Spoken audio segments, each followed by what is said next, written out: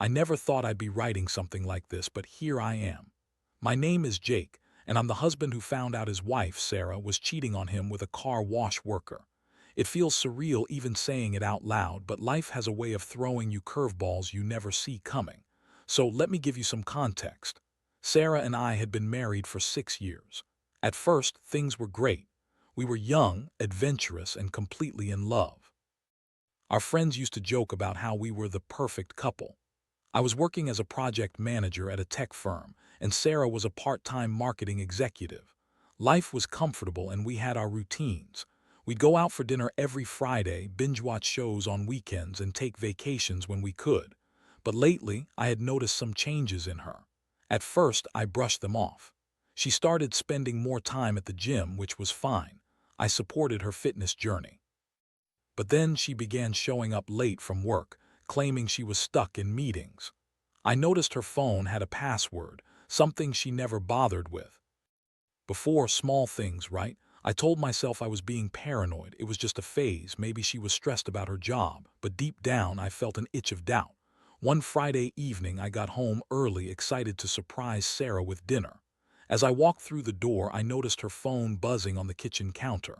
It was a text from a number I didn't recognize. Curiosity got the better of me and I picked it up.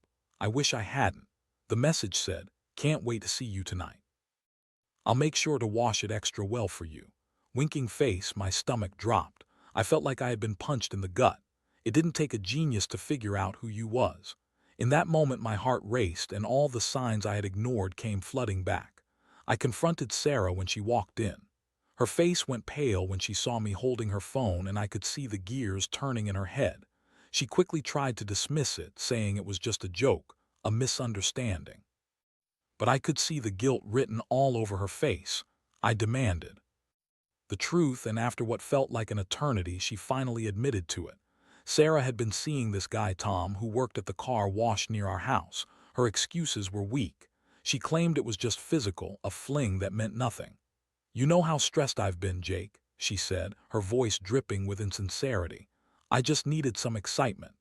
I felt rage boiling inside me. How could she dismiss our marriage so casually? The woman I loved, the woman I thought I knew, was standing in front of me telling me that a car wash worker was more exciting than our life together. My world shattered. I went from shock to anger in seconds. I couldn't believe I had built a life with someone who would throw it away for a quick thrill. The betrayal cut deep. I felt embarrassed, humiliated, and utterly heartbroken. I wanted to cry, to yell, to destroy something. But more than anything, I wanted to figure out what to do next. As I listened to her half-hearted apologies and excuses, I knew I had to make a choice about my future. Would I fight for this relationship or walk away? In that heated moment, I realized that I deserved better. The thought of being with someone who would betray my trust so easily was too much for me to bear. My emotions were a chaotic mess, but clarity began to set in. My life needed to change. I was hurt, but I was also determined. I decided it was time to reclaim my life, and I started planning my next steps.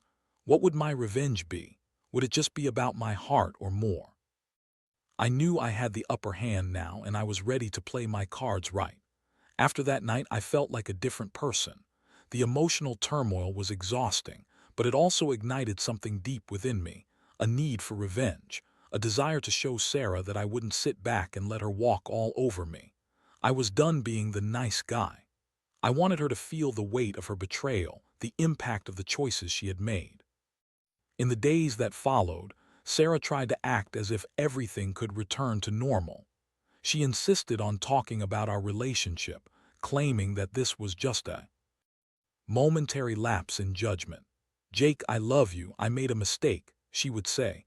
Each time she spoke, it felt like a slap to my face. Love. How could she even utter that word after what she had done? The more she tried to justify her actions, the more distant I became. I didn't want to hear her lies anymore. I needed to gather my thoughts and figure out my next move without her influence clouding my judgment. I reached out to a close friend, Mike. He had been there through so many ups and downs in my life, and I needed someone to talk to who wouldn't judge me. Over a few beers, I poured out my heart to him. I told him everything, the texts, the confrontation, how much it hurt to see the woman I loved betray me. Mike listened intently, and when I finished, he just shook his head. Dude, you deserve way better than this. You need to make her see what she's lost. Use this to your advantage, he said, and I knew he was right. I started contemplating my plan. It wasn't just about getting back at Sarah, it was about reclaiming my own self-worth and dignity. I began researching what would really hurt her, what could I do to make her feel the sting of her actions. That's when I decided it was time to treat myself. I had always wanted a luxury car, something that screamed success and independence. I had been saving up for a down payment on a house for us, but now, that money would go towards something that would make me feel powerful. It would be a statement, one that she would never forget. The next week, I signed the paperwork and drove off the lot in a brand new, sleek black Audi. It was a beauty, and as I sat behind the wheel, I felt an adrenaline rush that I hadn't felt in a long time. This was my car, a symbol of my freedom, my new life. I could already picture Sarah's face when she saw me pulling up in this beauty. The thought made me grin. I started spending more time with my friends, hitting the gym and focusing on myself. I was determined to reinvent my life without Sarah. I went out more, met new people, and just generally enjoyed the fact that I was finally taking control. My friends rallied around me, celebrating my new car and my newfound resolve. Every time I drove around town, I felt an exhilarating sense of independence. It was a total 180 from the somber guy I had been just weeks earlier. But the best part, I made sure to post pictures of my new ride on social media, letting everyone know how well I was doing. I wanted Sarah to see it, to see what she was missing out on. I knew it would sting her to see me thriving while she was wallowing in guilt and regret. As the days turned into weeks, I occasionally had to deal with Sarah's attempts to reconnect. She would text me, trying to arrange meetings to talk things through. I mostly ignored her messages, leaving her on read. I was done listening to her excuses. I didn't need to hear how sorry she was or how she wanted to fix things. She had made her choice, and now it was my turn to make mine. I started thinking about what my ultimate goal was. Was it just revenge, or was it about moving on and finding happiness? I realized it could be both. I was finally starting to feel like myself again, and that was empowering. But I still wondered how Sarah would react once she fully grasped that I wasn't going to sit back and let her destroy me. I could almost feel the tides shifting, and it thrilled me. But I wasn't done yet. There was still a part of my plan waiting to unfold, one that would drive the final nail into the coffin of our relationship. I had to be patient. I'd show her that life had moved on and I was ready to thrive without her. The best part, she would have to watch. As the weeks rolled on, I was reveling in my newfound independence and the excitement of my new luxury car. Each time I got behind the wheel, I felt more and more empowered. The experience was cathartic. I was no longer the guy who had been betrayed. I was becoming someone new, someone stronger. However, part of me was still haunted by the memories of Sarah, good and bad. I had to confront those feelings eventually, but right now, it was all about the thrill of my revenge. One evening, I decided to attend a local charity event that some friends were hosting. It was a chance to dress up, socialize, and show off my new ride. I knew Sarah would be at home, likely scrolling through social media and checking my posts. I couldn't help but imagine how she would react. I put on my best suit, polished my shoes, and made sure the Audi was gleaming. I wanted to make a statement, and I was ready for it. At the event, I mingled with friends and even made some new connections. The atmosphere was buzzing with energy, and I felt alive. I caught the eye of a few attractive women, and I found myself enjoying the attention. It felt good to be wanted again, to be reminded that I was still desirable. I even shared a few laughs with a woman named Lisa, who seemed to be genuinely interested in getting to know me. We exchanged numbers, and for the first time in weeks, I felt a flicker of hope for the future. Later that night, I left the event feeling on top of the world. It wasn't just about the car or the socializing. It was about reclaiming my identity. I had finally taken control of my life, and I was excited about what lay ahead. My phone buzzed as I was headed home, and it was a text from Sarah. "Can we talk? I miss you." My stomach churned. I didn't want to talk. I had moved on, and I wanted her to know it. I took a deep breath and replied, "I think it's best we don't. I'm moving on, Sarah. I hit send and felt a rush of adrenaline. I could almost picture her reaction, probably a mix of shock and frustration. I was no longer the man who would bend over backward to accommodate her. I was done being the forgiving husband. The next day, I received a call from Mike. He had been my sounding board throughout this whole ordeal, and I appreciated his friendship. "Hey man, I was thinking about our conversation. You should take this to the next level. Make her realize what she lost. Show her you're not the same guy anymore," he said. "What do you have in mind?" I pondered for a moment. "I want to set up a situation where she can see me living my best life. Not just the car, but everything that comes with it. I want her to feel the weight of her choices." "Dude, that's brilliant. You could host a get-together, invite your friends, and make sure she hears about it," Mike suggested. I couldn't believe I hadn't thought of that earlier. It was perfect. I began to lay the groundwork for my little plan. I sent out invitations for a casual get-together at my place, making sure to let the word spread through the usual channels. I wanted Sarah to know when and where it was happening. I could already imagine how she would feel, seeing me surrounded by friends and enjoying life without her. In the days leading up to the party, I continued to live my life fully. I went on a few dates with Lisa and we clicked. She was fun, lively, and reminded me of what it felt like to be desired. I was careful not to rush things. This wasn't about jumping into a new relationship, but rather about rediscovering myself. The more I spent time with her, the more I realized how much I had suppressed during my marriage. Finally, the day of the party arrived. I decorated my apartment, stocked up on drinks, and set up a playlist of upbeat music. I wanted everything to be perfect. When my friends arrived, the energy was electric. Laughter and music filled the air as we gathered in the living room, reminiscing and celebrating life.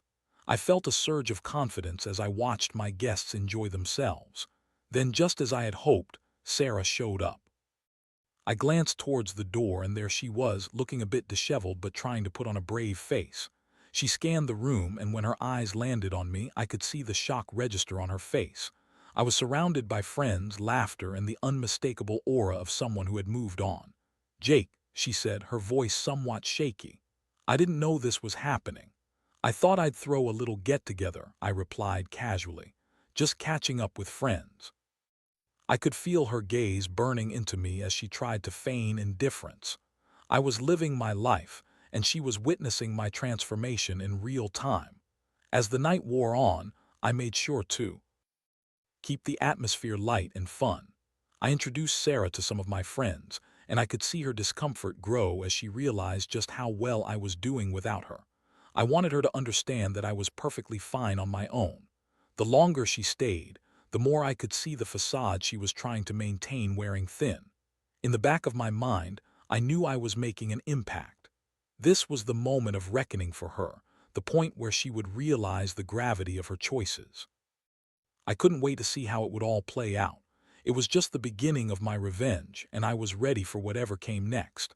As the party continued, I kept an eye on Sarah. She was trying her best to blend in, but it was clear she was uncomfortable. I noticed her lingering by the snacks, stealing glances at me as I laughed and chatted with my friends. I had to admit, it felt good to have the tables turned. While she had betrayed me, I was now the one enjoying life to the fullest, surrounded by people who appreciated me. After a while, I decided to make a toast. I gathered everyone's attention, my heart racing with a mix of excitement and nervousness. "Hey everyone, I just wanted to say how grateful I am for all of you. Life can throw some unexpected curveballs, but it's important to surround yourself with those who lift you up. Here's to new beginnings." I raised my glass and everyone joined in with cheers. I caught Sarah's expression as I spoke, and it was a mixture of shock and regret. I could see her clenching her jaw, trying to maintain her composure. It was satisfying to know I was getting to her. I wanted her to feel the weight of her choices. After the toast, I made my rounds, chatting with everyone and ensuring the energy stayed high. But I kept an eye on Sarah, who had retreated to a corner of the room. She looked lost in thought, and I wondered what was going through her mind. Did she regret her decisions? Did she realize how much of a fool she had made of herself? The thought made me smirk as I continued mingling.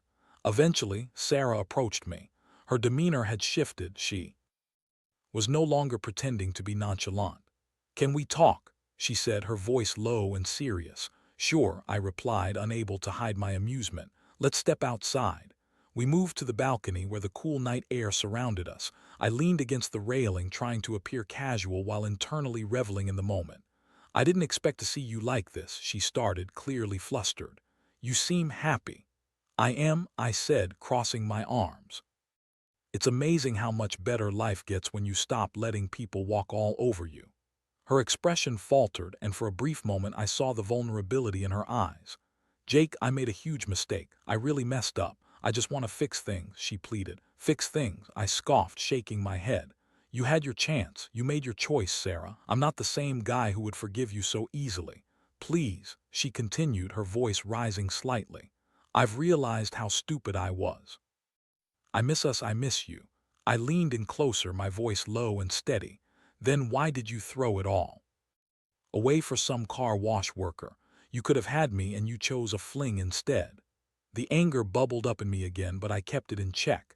This wasn't about falling back into the trap of her manipulation. I was stressed. "You know how work has been," she said, throwing her hands up in frustration. I didn't think it would go this far." I shook my head, feeling my resolve strengthen. "That's the thing, Sarah. You didn't think about me, about what this would do to us. You acted selfishly." I paused, allowing the weight of my words to sink in. "And now I'm doing what's best for me." Her expression softened for a moment before she resumed her defensive posture. "So what? You're just going to throw our whole life away, all of our memories, just because of one mistake?" "It's not just one mistake," I replied, my voice firm. "It's a pattern of dishonesty. I can't trust you anymore. That's not something you can just fix with a quick apology." We were at an impasse, and I could see the desperation in her eyes. It was almost heartbreaking, but I knew I had to stand my ground. I had already begun to rebuild my life, and I wasn't about to let her sweet talk me back into a cycle of pain.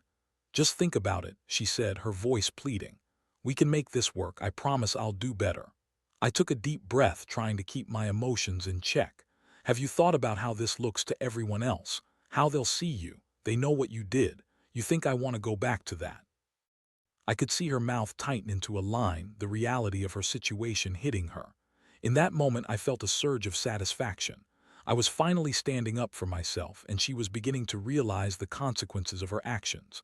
"Fine," she said after a long pause, her voice quiet. "I'll leave you alone." She turned away, and I felt a pang of regret for the woman I once loved, but I quickly pushed it aside. I had to focus on my own healing and growth. As the night wore on, I returned to my friends, letting the laughter and joy wash over me. I saw Sarah leaving, and a part of me felt a sense of closure. I was finally moving on, and it felt liberating. I had set my boundaries, and I was prepared to keep them. The following days were filled with more of the same. I continued to date Lisa, and we were having fun exploring each other's interests. It was refreshing to be with someone who appreciated me for who I was, without the baggage of betrayal. Each date was a reminder of how much I had to offer, and it solidified my decision to let go of my past. But I knew I wasn't finished with Sarah just yet. I still had one last move to make, one that would drive home the point that my life was moving forward without her. I was determined to make her understand that she had lost her shot at happiness with me, and I was ready to show her just how serious I was about leaving the past behind. It had been a few weeks since the party, and while I was enjoying my time with Lisa and relishing my newfound freedom, I felt a lingering need to wrap everything up with Sarah. She had gotten a taste of what it was like to see me moving on, but I knew I needed to drive the message home in a more definitive way. I wanted her to fully grasp that I was done, and that I was no longer the man she once knew. One evening, as I was having dinner with Lisa, I brought up the idea of meeting Sarah one last time. "I think I need to have a final conversation with her," I said, looking at Lisa for her reaction. "Are you sure that's a good idea?" she asked, concern etched on her face. "You've already made your point. Why go back into that mess?" I nodded, considering her words. "You're right, but I feel like I need to do this for my own closure. I want her to see that I'm serious about moving on and that I'm not going to let her back into my life." Lisa sighed but ultimately supported me. Okay, just be careful. You know she might try to play on your emotions. With Lisa's blessing, I reached out to Sarah and proposed a meeting. To my surprise, she agreed quickly, almost too quickly. I suspected she had been waiting for the opportunity to talk, and I wondered what her angle would be this time. I arranged to meet her at a coffee shop, a neutral ground where we could have a calm discussion without the pressures of our past life looming over us. When the day arrived, I felt a mixture of anticipation and anxiety. I wore a smart outfit, wanting to project confidence and self-assurance. As I walked into the coffee shop, I spotted Sarah sitting at a corner table. She looked nervous, her hands fidgeting with her phone. "Hey," I said as I approached her, trying to keep my tone light. "Hi, Jake," she replied, her voice soft. There was no hint of the bravado she had previously displayed, and I sensed her vulnerability. We ordered our drinks and settled into a booth. The awkward silence hung between us for a moment before I decided to break it. "I wanted to talk and make sure we're on the same page," I said, looking her in the eye. "I've made my decision about our relationship." "I know," she responded quickly. "I've been thinking a lot about what happened, and I regret it every single day. I've realized how much I took for granted." I watched her, trying to gauge if there was any sincerity in her words. "You think you can just say that and everything will be okay? This isn't just something you can take back, Sarah. You shattered my trust." "I understand that," she said, her voice trembling. "But I want to fix things. I want to show you I can be better. I'll prove it to you." I leaned back, crossing my arms. "But how can I trust you? Trust is built over time, and you were the one who destroyed it. You went out and cheated on me. I can't just pretend it didn't happen." "I know it sounds bad, but I was in a dark place. I was lonely, and I made a terrible decision," she pleaded. "I see that now." "Lonely? We were building a life together, Sarah. You had everything you needed, and you threw it away for a fling. What makes you think I want to go back?" To that, her eyes filled with tears, and I felt a pang of sympathy. But this wasn't about my empathy, it was about standing my ground. "I need you to understand that I'm not the same person you left behind. I've moved on, and I'm happy now." She looked devastated, and for a moment I wondered if I was being too harsh. But I quickly reminded myself that this was important for my healing. "I'm with someone new, and I'm enjoying my life," I continued. "I don't want to go back to what we had because it's too painful." "Someone new," she repeated, her expression shifting to one of disbelief. "You mean Lisa?" I didn't answer her question directly, but the look on my face gave it away. I watched as the reality of my words settled in. "You need to understand that I'm serious about moving on," I said firmly. "You had your chance, and you blew it." "I can't believe you'd do this," she said, her voice shaking. "I never thought you'd just throw me away. I thought we meant more to each other." "Meaning something doesn't give you the right to betray me, Sarah," I replied, my voice steady. "I've given you enough chances. I don't want to keep going in circles. I refuse to go back to that life." I could see the fight leaving her. "So this is it, we're really done?" "Yes," I said, feeling a weight lift off my shoulders. "I'm done. This is my final goodbye." She sat back in her chair, staring blankly at the table. There was an emptiness in her eyes that I had never seen before. For a moment I felt a flicker of sadness, but I quickly pushed it away. I had made the right choice for myself, and I needed to remember that. As we finished our drinks, I knew this was the last time I would see her. I stood up to leave, taking one last look at the woman I used to love. "Take care of yourself, Sarah. I hope you find what you're looking for." With that, I walked out of the coffee shop, a sense of relief washing over me. I had finally closed the door on that chapter of my life, and there was no turning back. It felt like I was shedding an old skin, ready to embrace a future filled with possibility. The days that followed were filled with more adventures with Lisa and my friends. I was determined to focus on my happiness and continue building a life that I could be proud of. I truly believed that everything happens for a reason, and this experience had taught me about resilience and self-worth. As I settled into my new reality, I felt grateful for the lessons learned. I had gone through heartbreak, betrayal, and pain, but I had emerged stronger. I realized that life was too short to dwell on the past, and I was ready to embrace whatever came next. Little did I know, my journey was far from over, and the final act of my revenge was about to unfold. As the weeks turned into months, I found myself settling into this new chapter of my life. Lisa and I had been dating steadily, and while I was cautious about jumping headfirst into a relationship, I couldn't deny that I enjoyed her company. She was kind, funny, and most importantly, she treated me with respect, something I had sorely missed in my previous relationship. One evening, as I was out with Lisa for dinner, I received a message that would set the stage for the final act of this saga. It was from an unknown number. Confused, I hesitated before opening it. The message read, "Hey Jake, it's Sarah. Can we talk? I need to explain everything." I felt a rush of emotions at the sight of her name. Part of me was tempted to ignore it, but curiosity got the better of me. I told Lisa about the message, and she encouraged me to meet her one last time, if only to clear the air. "You don't want any loose ends hanging over you, right?" she said. I agreed, but I was ready for whatever was about to unfold. We agreed to meet at the same coffee shop where we had that final conversation a few weeks ago. As I walked into the familiar cafe, I felt a mix of apprehension and anticipation. I spotted Sarah sitting at a table, looking more composed than the last time I had seen her. There was a sense of determination in her eyes that was unsettling. "Thanks for meeting me," she said, her voice steady as I sat down. "I know it's been a while." "Yeah, it has," I replied, keeping my tone neutral. "I hope you're doing okay." "I am," she said, and the sincerity in her eyes caught me off guard. "I wanted to talk to you because I've been doing a lot of thinking since we last spoke. I know I messed up, but there's something important I need to share." I braced myself for whatever excuse or justification she might offer. "Go ahead," I said, leaning back in my chair, ready to listen. "I've been seeing someone too," she confessed, her gaze unwavering. "But it's not what you think. I didn't start dating him to replace you or anything. I just needed to find myself after everything. I know it sounds cliché, but I genuinely want to improve myself." I raised an eyebrow, skeptical. "And you think that makes everything okay? You still cheated, Sarah. That doesn't just go away because you're dating someone else now."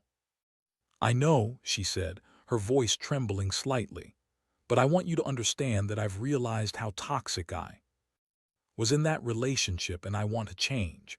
I've started therapy and I'm working on my issues. I just didn't want to leave things as they were between us." "Honestly, I appreciate you being honest with me," I said cautiously. "But I've moved on. I'm not looking to reopen old wounds." "I get that," she replied, looking down at her hands. "I just wanted to say that I'm sorry, and if I could take it all back, I would. I understand if you never want to talk to me again, but I hope we can at least find some closure." I took a deep breath, considering her words. While part of me wanted to scream about the pain she had caused, another part recognized the growth she was trying to express.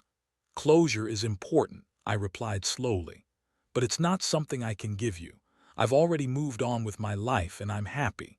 That's all I need right now." Her eyes filled with tears, but I could see the understanding settle in. "I just wanted you to know that I'm working on myself. I hope one day you can forgive me." "I appreciate that, Sarah, but forgiveness takes time," I said, feeling a sense of finality in my words. "I hope you find what you're looking for, but it won't be with me." With that, we sat in silence for a moment. I could feel the weight of the past lifting, and I knew I was finally letting go. This was the closure I didn't realize I needed. I stood up and offered her a small smile, one that symbolized the end of an era. "Take care of yourself, Sarah."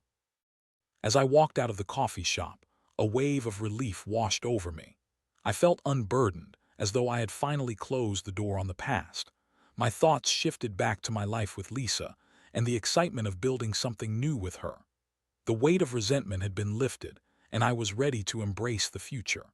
Life is unpredictable, and while I never imagined that my marriage would end the way it did, it taught me valuable lessons about resilience and self-discovery. I learned that sometimes the best revenge isn't about hurting someone back. It's about living your life to the fullest and finding your own happiness. I drove home in my Audi, the sun setting on the horizon, and I felt a sense of peace settle in. I had taken my life back and I was moving forward, ready for whatever came next. The journey wasn't easy, but I emerged stronger, wiser, and most importantly, free.